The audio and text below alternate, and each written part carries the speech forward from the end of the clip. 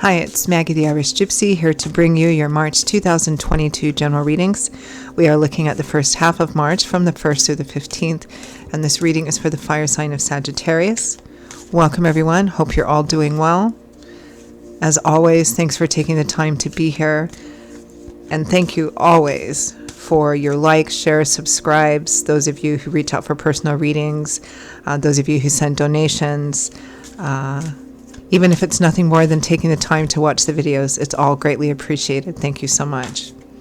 Okay, Sagittarius, this reading is for you for the first 2 weeks of March 2022. That's if your Sun, Moon, Rising, or Venus sign is in Sagittarius. It is also relevant if you're cross-watching for a Sagittarian. It's a general reading, so of course it's going to resonate a little differently for everyone. Watch all of your signs, Sun, Moon, Rising, and Venus, for any other additional insight or perspective into what's going on in your life. And if you find that something does resonate with you and you'd like to reach out for a personal reading, perhaps take a deeper look at something for yourself or as a gift for someone else, feel free to email me directly at maggie1mcguire@gmail.com. I'd be delighted to hear from you, and I can usually respond within the same day with more information. I do offer a wide variety of readings in all areas of life, and you can also get that contact details, my email address, from clicking on the description link below. Okay, Sagittarius, let's see what the first half of March looks like for you. I am using the Tarot of Dreams, clarifying with the Legacy of the Divine Tarot.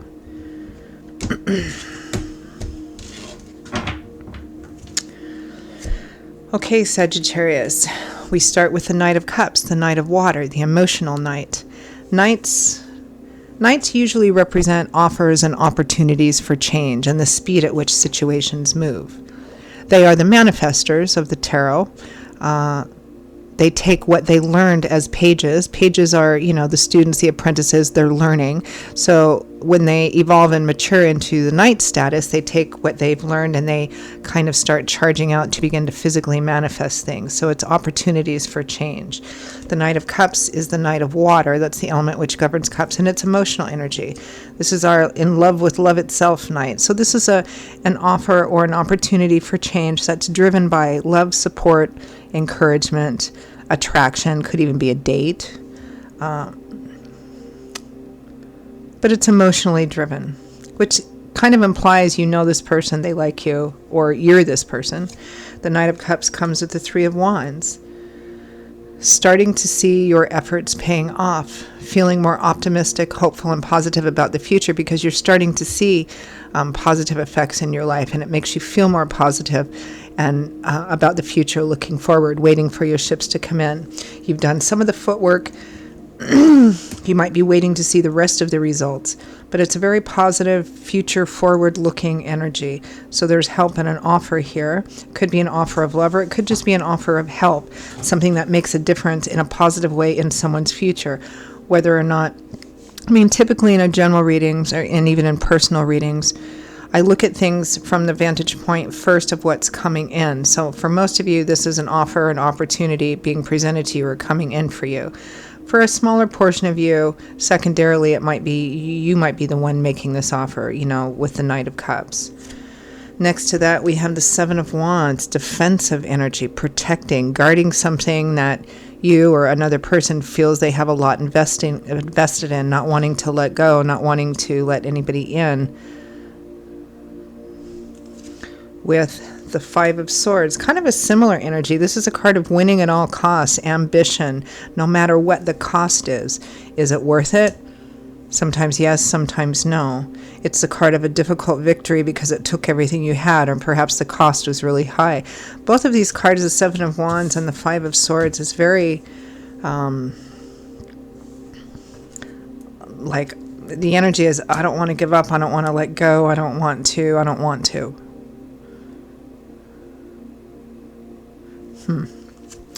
Next to that, we have the Nine of Coins, independence, self-sufficiency, somebody who has worked really hard to get to a place where they no longer need to rely on somebody else, which of course brings with it a sense of self-confidence and self-empowerment, especially financially and materially. This can be a positive or a negative or challenging card as well. Sometimes we can carry that energy too far. With the Seven of Coins, reflective, taking stock, taking inventory, looking at what you have invested in something, and asking yourself what to do because of it. Do what I have to show for my efforts justify my efforts?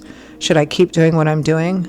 Should I stay with this, but maybe make some changes or tweak some things? Or should I take what I can, even if it's only lessons learned, and move forward into something else? This could be thinking about how to build your financial and material independence and security. It could be considering whether or not you want to continue doing something on your own or trying to do something on your own or not, especially because there's an offer here. And there's all this defensive energy in the middle. We'll have to clarify that. Okay, from the bottom of the deck, the overall energy and guidance is the card I dislike most in the tarot, the Nine of Swords. Stress, anxiety, worry, fear, obsessive, negative worry. This is dwelling on something far too much and almost always like imagining it has the worst possible outcome. You know, it typically comes up when someone is in a lot of fear, anxiety, about, or even depression about the future. They don't know how something's going to work out, so they're just they're spinning it in their head over and over and over again in a pretty negative way, which just increases that sense of fear and anxiety. I'm going to pull one more for that. The Four of Coins, the Miser card.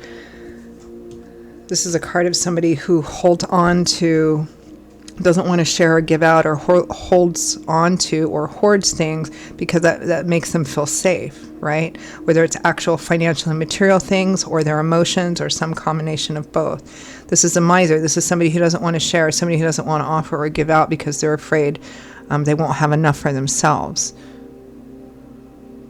Again, it could be emotionally, it could be financially, materially, it could be both. So that's clarifying that all that stress, fear that somebody's afraid here that they don't have enough to do something, or they don't have enough to offer something, that they don't have enough, or that they're not going to have enough, or that if they do something, perhaps it's going to put them in debt or make them beholden in a way they don't want to, perhaps because they're so independent. I mean, for some of you, this whole reading might be about, I need help with something, or I've got this issue and there's an offer of help here, and it's emotionally driven, but maybe you don't want to take it because there's other issues involved, or you're determined to do things on your own. Let's clarify some of this, shall we?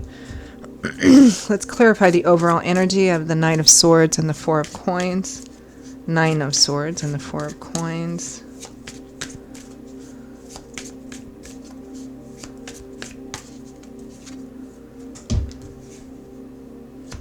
The Eight of Coins. Work, dedicated work, a lot of work, your job. Some of you might be stressed about losing your job.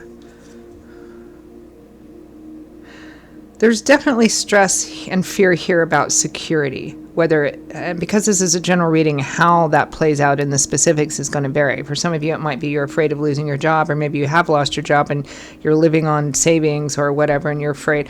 There's a tremendous fear here about security in your future. It might be that you need something done, or you need to do something, or pay some money out to someone for something, and you don't have enough money. Or you're worried if you take this money and give it to the thing, it's going to leave you with so very little left.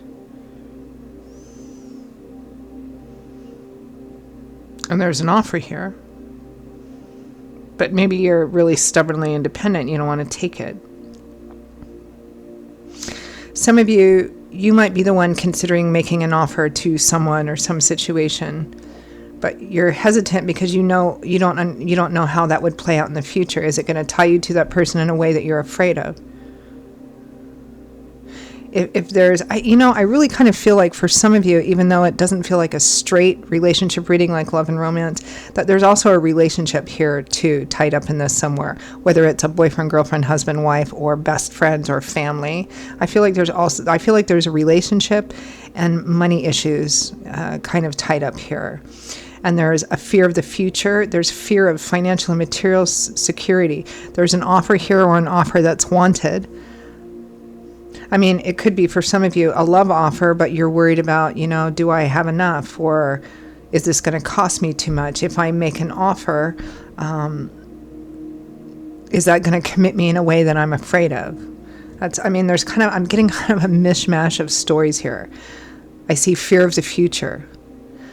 Emotionally with a relationship, tied in also with finances and material issues. Okay, let's clarify that Knight of Cups or we'll be here all day. Knight of Cups. What's this offer? Oh, Two of Cups, the soulmate kindred spirit card. Kindred spirits, best friends. So this could be love and romance, or it could be best friends, family as well. There's an offer here. The Ten of Wands, a heavy burden come to an end. The laying down of something. I mean, the Knight of Cups, that's that offer. Two of Cups and the Ten of Wands. This is an offer from somebody who really cares about you, whether that's family, best friend, or a romantic love partner, to help share the load, which means that it ceases being quite so difficult and ends that, right? This is, let me help relieve you of this. Let me share it with you. And it's love-driven. Whether it's incoming to you or outgoing to the other person, there is an offer here made or an offer wanted to be made. But there's fear. If I do this, if I offer it, if I accept it, depending on what side of the story you're on, what does that do for my future? And it's almost like whoever's worried about that is spinning all these different possible future scenarios that are so negative and fear-based and fear-driven.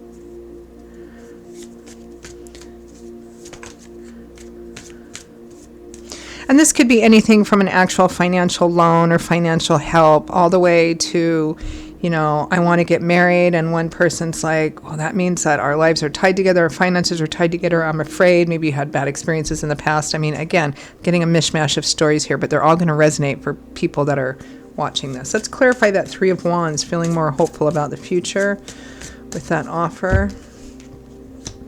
The Star, renewed, restored hope, faith, and optimism for the future. Let's do this. Let's unite. Let's share this. Let's move forward. But somebody's like, I don't know. I'm afraid. I don't know. And again, this is a general reading. So the importance and intensity of this is going to vary. For some of you, it's going to be a super big, important, intense thing. For some of you, it's going to be maybe not so super important and intense. Could just be accepting a loan from someone who cares. Clarify the Seven of Wands. What's this defensive energy about? Defending what? Protecting what? Guarding what? Although next to the Nine of Coins, it might be, again, feeling like if somebody makes the offer or accepts the offer, that somehow it takes away their freedom or independence. Somebody may be carrying that sense of independence just a bit too far. But let's clarify the Seven of Wands. The Knight of Cups again. The Two of Coins, a choice. And Death, final endings, transformations. I think somebody is stuck here. I mean, I'm going to use one of the stories I'm getting, which is that this is relationship oriented. Somebody wants to move forward perhaps in the relationship, commitment, maybe marriage, which of course traditionally ties your finances together too. There's a lot of stress and fear here. But then on the other hand, okay, if this is the crossroads that the relationship is at and we don't move forward, the relationship will likely end. What are the fears? Are they realistic? How can we address those? Or should we just move on and end this? Because this looks like a decision. It feels like somebody's really stuck, perhaps because of issues from their past, of not wanting to let go of something or someone, but being unwilling and afraid to move forward in the way the other person wants because they're afraid that it'll overcommit them or that somehow it might take away from them in some way. And for some of you, again, this is like as simple as, okay, I'm stuck. I need money for something. I need help. But I'm really independent and I don't want to accept the help. And what does that mean if I do in the future? Is it going to behold me? There's all these kind of fears going on. Clarify the Five of Swords.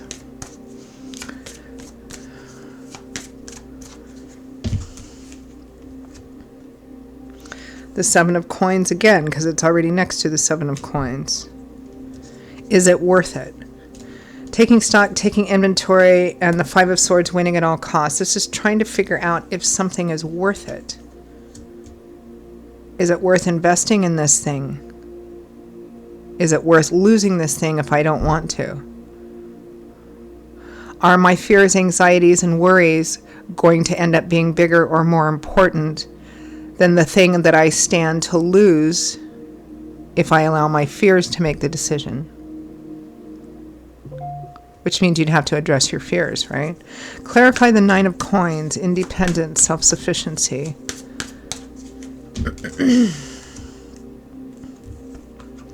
Four of Coins again. A lot of coin cards. There's like emotional relationship stuff and money here. It's like somebody's independent and not wanting to share. They feel like if they share, they're not independent anymore, or it's somehow they've got this idea of independence, a little the wrong idea of it, because they think it takes away from them. This feels like somebody who is stuck because they want a full and rich life. They want to be connected. Perhaps they want to stay in this relationship, but they also want to walk through the world not depending on anyone and not having anyone depend on them. It's like they want both sides and they're stuck. Two of Swords, stuck. Reluctant or resistant to looking at something head on because you'll have to make a choice. The Hermit. Okay, it's pretty clear here. Let me just clarify this Seven of Coins. What to do. Taking a look at what you have invested in this.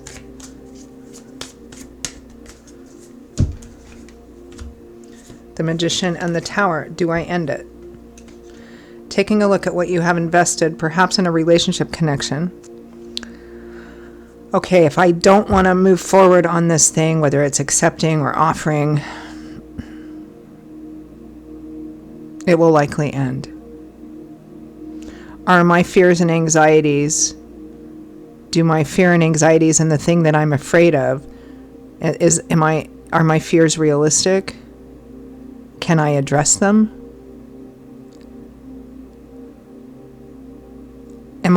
Do I choose sticking with my own independence because of my fears? Is it going to be worth what I may probably lose here? I mean, that's where I feel it's an agonizing place to be. I can feel it inside of myself right now, Sagittarius. It's like, these are life-changing crossroads here, and while Spirit almost always advises facing your fears and moving through them, Spirit has also given us the gift of free will and free agency so that we can learn. So that's where we're at here. All right, let's wrap this up. Advice, guidance from Spirit for Sagittarius for the first 2 weeks of March.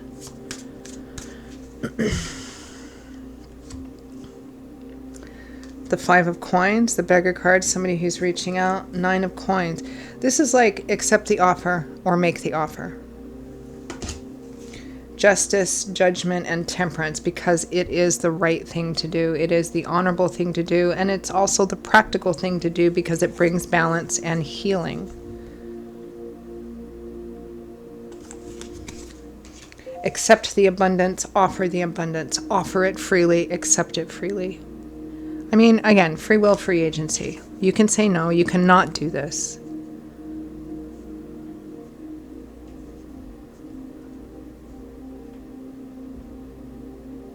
I rarely am in the position of actually telling people what to do. I'm more advised than anything else.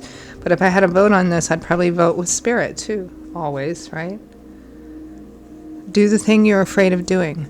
Address it, right?